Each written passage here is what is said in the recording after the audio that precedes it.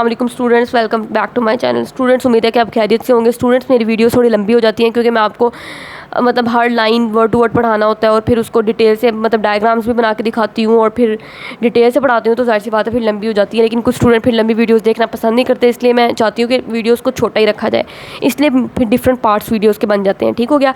अच्छा, ऑर्गन और organ system level के बारे में हम बात करते हैं। अब ये जो टिश्यूज़ है ना, ये आपस में मिलकर ऑर्गन बनाएंगे। ठीक हो गया। ये सारा काम ना मल्टी सेलुलर ऑर्गेनिज्म के अंदर ही हो रहा है, यानी कि हमारे अंदर हायर मल्टी सेलुलर ऑर्गेनिजम्स के अंदर क्या होता है, more than one type of tissue. अब एक से ज़्यादा टिश्यू जिनका रिलेटेड फंक्शन था, जो एक जैसा फंक्शन परफॉर्म कर रहे थे, वो ऑर्गेनाइज होंगे और ऑर्गेनाइज करके ऑर्गन बना देंगे। जिस तरह स्टमक है, स्टमक एक ऑर्गन है। ठीक है। इस स्टमक के अंदर दो तरह के टिश्यूज़ होते हैं, एक एपिथेलियल टिश्यू होता है, एक मस्कुलर टिश्यू होता है। स्टूडेंट्स, ये जो जिस तरह के स्टमक एक ऑर्गन है, ठीक है, टिश्यूज़ आपस में मिलकर ऑर्गन बना रहे होते हैं। तो स्टमक एक ऑर्गन है, तो इसका मतलब स्टमक के अंदर टिश्यूज़ होते होंगे। स्टमक के अंदर ना दो तरह के टिश्यूज़ होते हैं, एक होते हैं एपिथेलियल टिश्यू जिनको ग्लैंडुलर टिश्यू भी कहते हैं, और दूसरा होता है मस्कुलर टिश्यू। ग्लैंडुलर टिश्यू का क्या काम होता है, स्टमक के अंदर ना जूस को प्रोड्यूस करना। उस जूस ने क्या करना है, जो आप गोश्त वगैरह खाते हो ना, उस गोश्त को वो जूस ही डाइजेस्ट करता है। वो प्रोटीन जो होती है ना गोश्त के अंदर, उसको डाइजेस्ट करने का काम उस जूस का होता है। उस जूस को गैस्ट्रिक जूस कहते हैं। और दूसरा आपका कौन सा टिश्यू है, मस्कुलर टिश्यू। मस्कुलर टिश्यू ने क्या करना है, स्टमक की जो वॉल होती है ना, स्टमक की दीवारें, उसके अंदर ये मस्कुलर टिश्यू मौजूद होता है। इसने मसल्स का क्या मकसद होता है, कॉन्ट्रैक्ट करना, रिलैक्स करना, कॉन्ट्रैक्ट करना, रिलैक्स करना।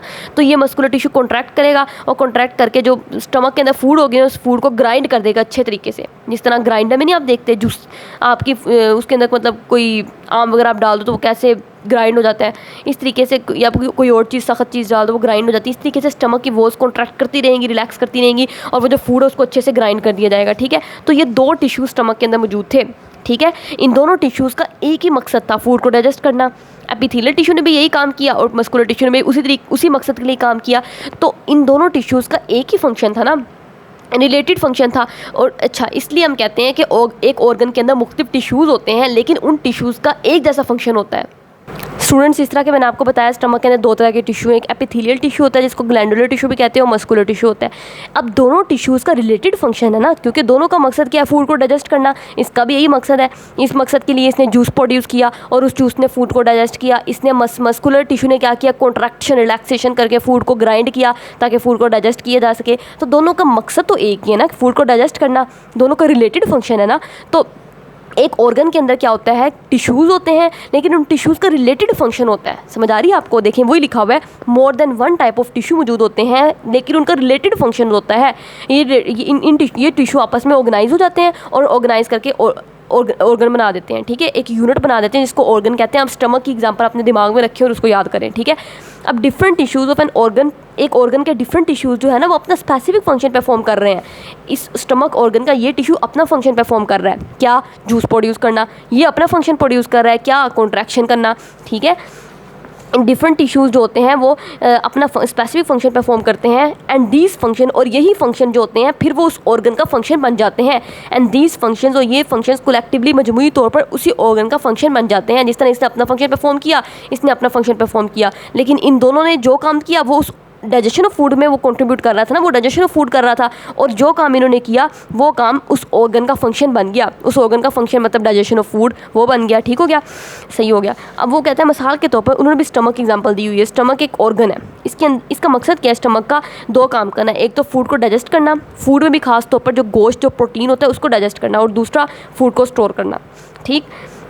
अब दो तरह के मेजर टिश्यूज़ ना इस स्टमक के अंदर मौजूद हैं। एक एपिथेलियल टिश्यू है जिसको ग्लैंडुलर टिश्यू कहते हैं। ये टिश्यू क्या करता है, गैस्ट्रिक जूस प्रोड्यूस करता है, और उस गैस्ट्रिक जूस ने क्या करना है, जो आपने गोश्त वगैरह खाया है उसकी डाइजेशन करनी है, प्रोटीन की डाइजेशन करनी है।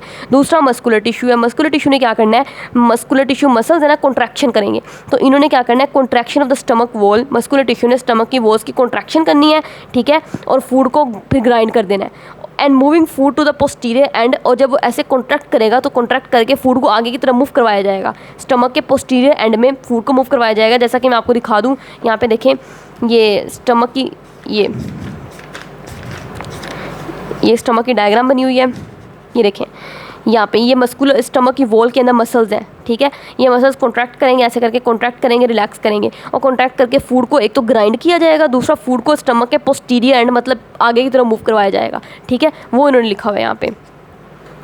सही हो गया। उसके बाद वो कहता है कि इस तरीके से दोनों टिश्यूज़ ने अपने स्पेसिफिक फंक्शन परफॉर्म किए, लेकिन इनका फंक्शन जो था वही ऑर्गन का फंक्शन मतलब स्टमक का फंक्शन बन गया। सही हो गया। अगला लेवल ऑर्गेनाइजेशन का क्या है, ऑर्गन के बाद ये अब डिफरेंट ऑर्गन आपस में मिलेंगे और मिलके ऑर्गन सिस्टम बना देंगे। ठीक हो गया। अच्छा, अब नेक्स्ट लेवल ऑर्गेनाइजेशन का क्या है, मल्टी सेलुलर ऑर्गेनिज्म के अंदर ऑर्गन सिस्टम लेवल।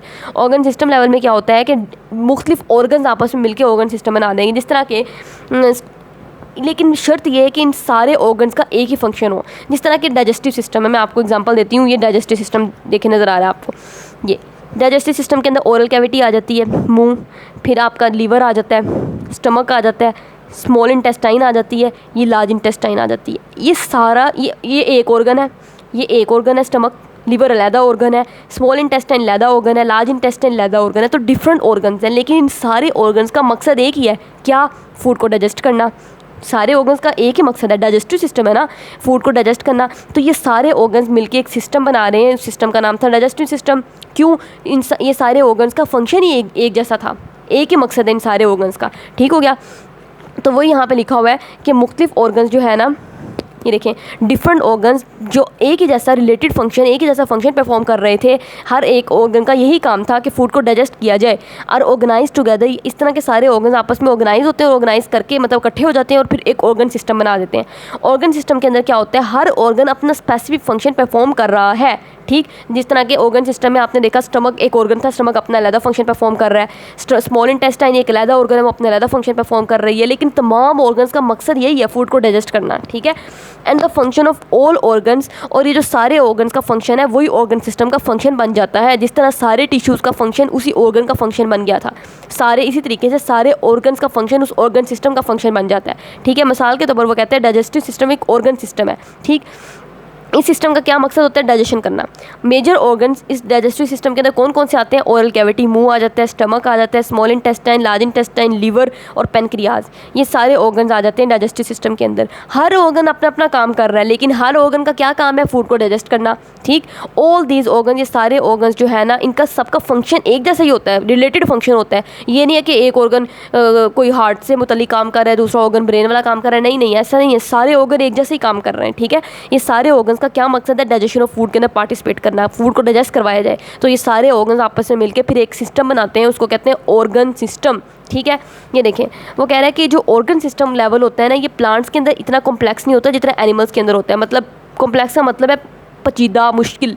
प्लांट्स के अंदर सिंपल सा होता है, लेकिन एनिमल्स के अंदर ज़्यादा कॉम्प्लेक्स होता है। वजह ये पूछ सकते हैं, वाई, ऐसा क्यों होता है?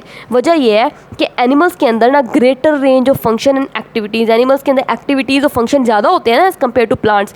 पौधे उतने फंक्शन और एक्टिविटीज़ परफॉर्म नहीं करते जितने हम परफॉर्म करते हैं। तो इसलिए अल्लाह ताला ने हमारे अंदर जो ऑर्गन सिस्टम है वो भी ज़्यादा कॉम्प्लेक्स रखा हुआ है। प्लांट्स के अंदर ऑर्गन सिस्टम लेवल इतना कॉम्प्लेक्स नहीं है, क्योंकि उन्होंने इतने फंक्शन ही परफॉर्म नहीं करने। उन्होंने ना एक जगह से दूसरी जगह मूव करके जाना, एक ही जगह बैठे रहना है। समझ आ गई आपको? अगले टॉपिक में हम इंशाल्लाह इंडिविजुअल लेवल के बारे में पढ़ेंगे और फिर हम आगे पॉपुलेशन, कम्युनिटी और बायोस्फीयर लेवल सारा इंशाल्लाह कंप्लीट कर देंगे। उम्मीद है कि आपको मेरी वीडियो समझ आ रही होंगी। अगर आपको वीडियोस अच्छी लग रही हैं तो अपने फ्रेंड्स के साथ शेयर करें, चैनल को लाइक करें, सब्सक्राइब करें। अल्लाह हाफिज़।